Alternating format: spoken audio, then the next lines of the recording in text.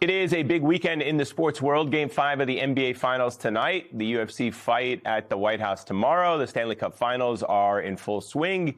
And the U.S. national team had a dream start last night, thrashing Paraguay 4-1 in the World Cup opener. But as the World Cup kicks into high gear, controversy threatens to overshadow the action on the pitch. More than 120 civil rights and human rights organizations have issued an unprecedented travel advisory for visitors coming into the United States, warning that fans, players, journalists, even tournament officials could face arbitrary denial of entry, detention, and even deportation. As I point out in my latest piece for MS Now, much of the football world, or soccer, has reacted with a shrug. That's a major shift from past tournaments when Western leaders protested Qatar's human rights record and Russia's annexation of Crimea. Joining us now is contributing editor at Wired, Noah Shachtman. It's great to have you with us. Nice to see you on brand for the evening, hopefully. That's right. The World Cup isn't the only thing going on tonight. Oh, I don't think any New Yorkers have any doubt about what is happening tonight. I mean, there have been some clips of people like going around and be like, what do you think of the World Cup? It's like no one's paying attention to the World Cup in New York, if you're a New Yorker, until the Knicks close out the series. So we'll see. Right. We'll see how that goes. But joking aside, I mean, what's happening right now in the United States is interesting, right? I'm a huge soccer fan. I went to the World Cup in Qatar 4 years ago. I've been to several soccer games. And I find it kind of interesting to see the coverage and also the reaction from European leaders, soccer associations. 4 years ago, they were up in arms, perhaps rightfully so, about what was happening in places like Qatar and previously in Russia. Now it's complete silence. Yeah. Now we're not hearing any of these soccer pundits, leaders, city councils, members of the European Parliament coming out and talking about what is happening in the United States. Yeah, and there's a lot to talk about. Yeah, too, what do you right? attribute that to? I don't know what to attribute it to, because there is a lot. I mean, look, you've got FIFA, the soccer governing body, leasing offices, blank offices, empty offices in Trump Tower. You've got the Trump administration pardoning corruption and bribery cases here in Brooklyn against leading members of FIFA. Like, there is some corrupt action going on here.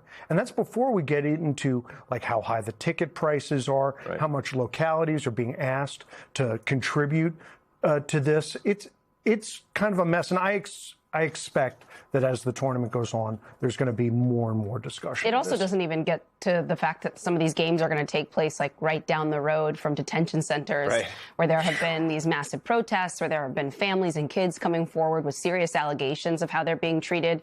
And we were talking about this earlier in the show, just the way that we were talking about UFC and soccer and why maybe Trump hasn't shown up to the World Cup events, but is, making this UFC thing his whole sort of birthday celebration. And it seems like soccer is a sport that kind of goes against a lot of what the administration's aims have been. So he's like in bed with Infantino, who's the head of FIFA, but at the same time, there are elements of the story of soccer that kind of go against the anti-immigration push of this administration. And it's hard to make sense of all of that. Absolutely. Look, there's no sport that appeals to American diaspora communities more than soccer.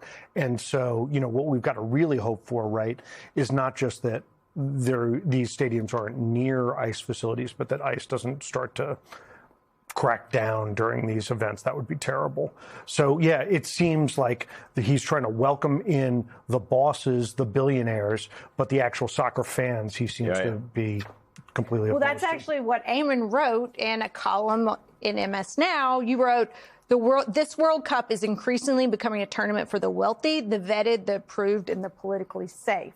And that is something that I just normally, maybe I'm delusional, but I don't associate with soccer. Previous World Cups in the city, I just remembered it being a very kind of bringing out everyone out of the woodwork to go and to watch these games and, get into the spirit of it. And it really became kind of a communal event. But then when you look at how this World Cup is playing out on our soil, it seems to be almost mirroring some of the political drama that's happening. Yeah, and just to be fair here for a moment, look, FIFA awarded the U.S. the World Cup before Donald Trump came into office, right? So, they didn't know that he was going to be into office, but he was going to be in office when they announced that the U.S. was going to host the World Cup, along with Canada and Mexico. But what has clearly happened since then is that they have embraced Donald Trump in a way that they haven't done so with other world leaders. I mean, the way that Noah was talking about, the FIFA prize that they gave. Oh, right. The participation trophy. What is that? Why is FIFA giving out peace prizes? FIFA doesn't participate in any kind of peace building operations around the world. So why are they involved in now giving out peace prizes? And in fact, FIFA's been criticized for having a double standard with how it treats certain countries, right? FIFA kicked Russia out of the World Cup because of its war in Crimea, or participating in international tournaments, to be more specific. But they haven't done or taken any measures against Israel. And many people have said that's an example of the double standard, where FIFA doesn't want to upset one country and willing to go against another. So politics is a reality of the sport. But when you look at the things, as Noah was saying, ticket prices through the roof. FIFA implemented this dynamic ticketing system where ticket prices go up depending on who's buying it and where you're coming from. And then on top of that, the United States is involved now in kind of like censoring who comes in and who doesn't. They kicked out a Somali referee. So it's a sanitized World Cup, and it's not drawing the kind of fierce backlash that was drawn 4 years ago when it was held in Qatar. Yeah, but I got to say, going back to that billionaires comment, I got to bring it back to what's going on here in New York tonight. Yeah, absolutely. Where you're really seeing average New Yorkers, too, are facing the same thing. Yes.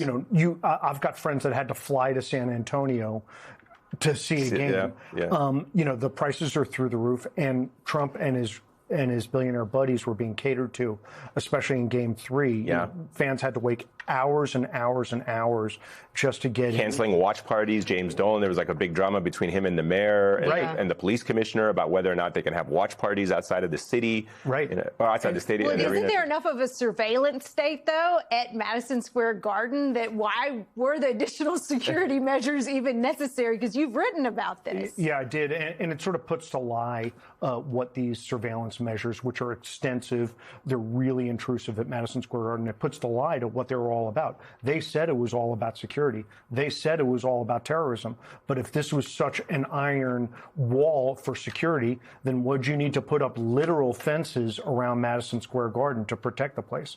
It turns out that surveillance system was really there to protect the enemies, or to keep out the enemies of James Dolan and his billionaire bros. And so it puts a lie to the whole thing.